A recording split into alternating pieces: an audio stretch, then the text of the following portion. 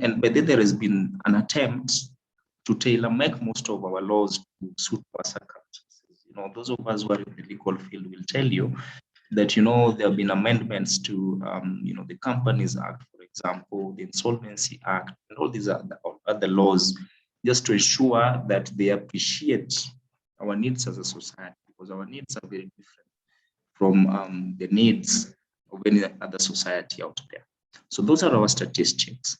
So how does the SOA relate with adolescents, in terms of, consensual sex? And I want to give two scenarios so that you are able to distinguish and have, a discussion going forward. Imagine a 14-year-old boy who gets interested in a 14-year-old girl, decides to buy her sweets. They go to school together, they make conversations, and they somehow fall in love. All right, they somehow fall in love. So they start dating, and they're a boyfriend and a girlfriend. Right. One day they decide that, why not experiment so that you also get to feel how it feels. Right. So they go to some room somewhere, whichever room, and they decide to engage in sex. That is consensual. Those are adolescents. All right. So the mother of the girl, finds these two young people and starts to make a lot of noise about it. The boy is taken to his parents' home. They are told that, for us to be able to let this matter rest, we want you to give us 100,000.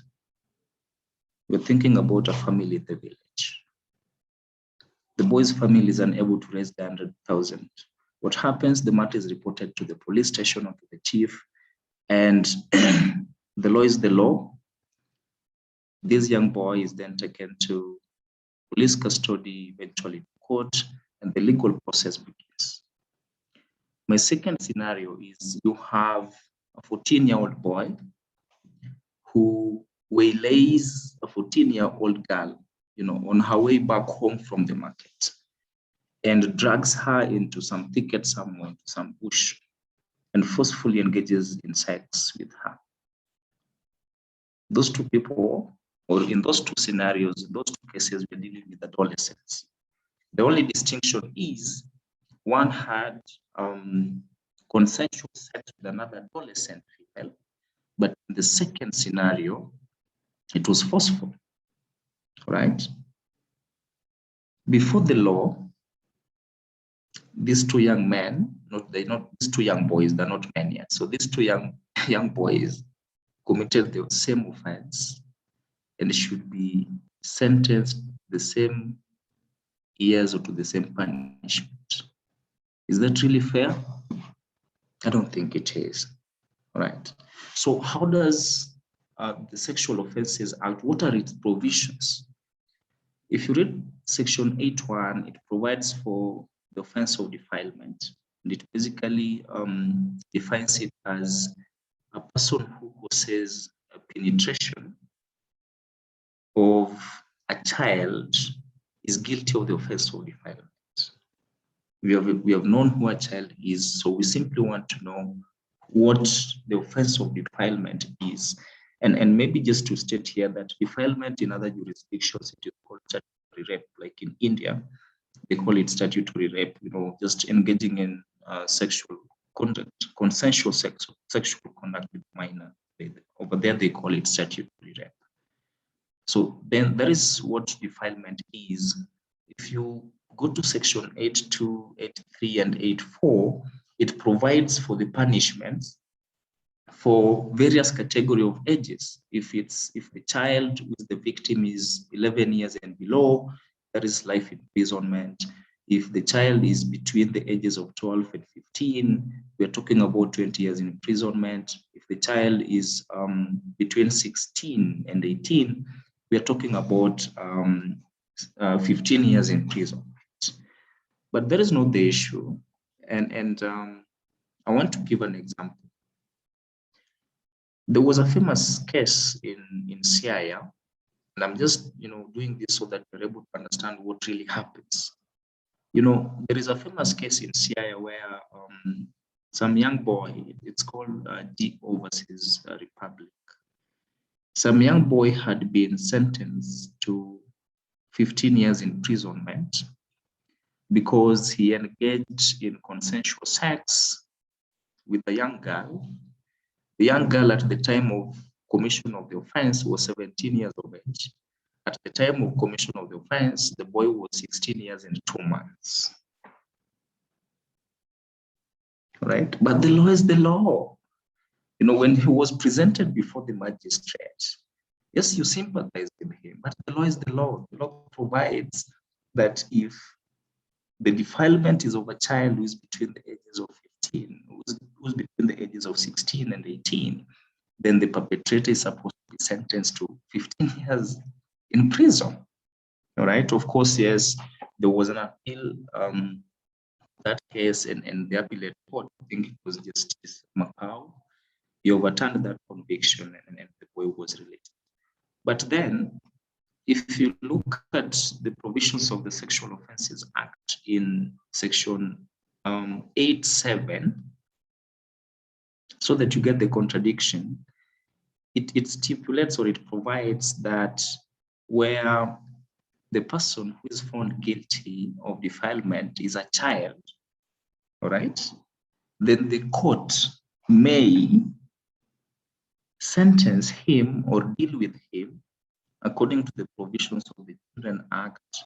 And there is another act there that is called the Bottle Institutions. I don't want to go into that. My reading of the Children Act, if you read the whole of it, it does not contemplate anywhere that a child who is in conflict with law will be sentenced to imprisonment. It doesn't. Right? It provides for other means of dealing with children who are in conflict with the law. But then there has been an obsession. I don't know if it's the judges or just the judicial system, where instead of dealing with adolescents who are convicted or who are found guilty of defilement, instead of dealing with such persons as per the provisions of the Children Act, they deal with them as per the provisions of the Sexual Offences Act and sentence those young boys to several years in prison. Right? But then, do we blame the judge? Certainly not. Why should we not blame the judge? Because the words of section 8.7 are discretionary. The word there is may. So it does not confer a mandatory obligation upon the judge to deal with a child who is found guilty of defilement as per the provisions of the Children Act. Now, having said that, I want us to look at what happens in other jurisdictions, all right? How have they been able to deal with this issue? Other countries like Spain, until recently, in Spain, the age of consent was 13 years, but then I think they realized that that was too young. Someone who's 13 probably has not even grown and cannot appreciate a lot of things. So then they decided to enhance it to 16 years of age. But in places like Canada, also in India and South Africa, the age of consent is 16 years of age. Is that a right way to deal with this issue? In our local context, I don't think so, because there have been calls for the age of consent to be lowered from 18 to 16.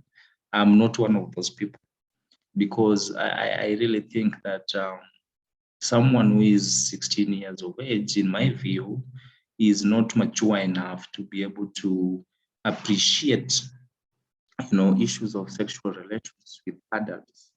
This discussion is purposefully to look at sexual relationship between adolescents, right? So I'm not one of those people, and I really don't think that lowering the age of consent in our case will serve us better.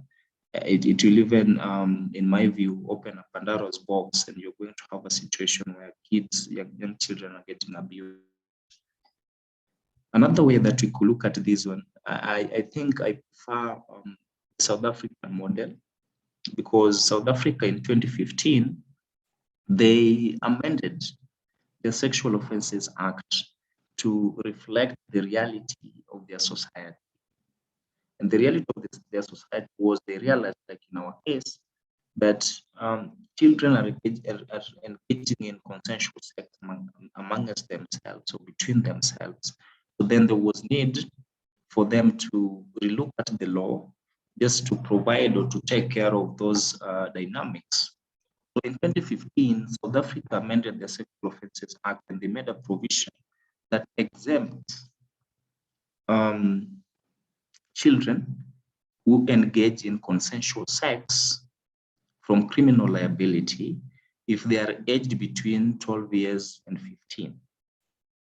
I think that's a good model. So that instead of having young boys and young girls being, taken to prison, we can have a way, if it is provided for in law, where they're being dealt with without the court system. We don't have to take them to court. We can just maybe have some form of rehabilitation, some form of maybe counseling, so that they're released to the society. The reason why I have an issue with sentencing is because ours is a society really that does not embrace people who have come from prison freely. So you can imagine, by the time a 14-year-old boy who is sentenced to 15 years imprisonment, by the time he's getting out, I don't think he'll be able to do much with his life, because he has spent his most productive years behind bars.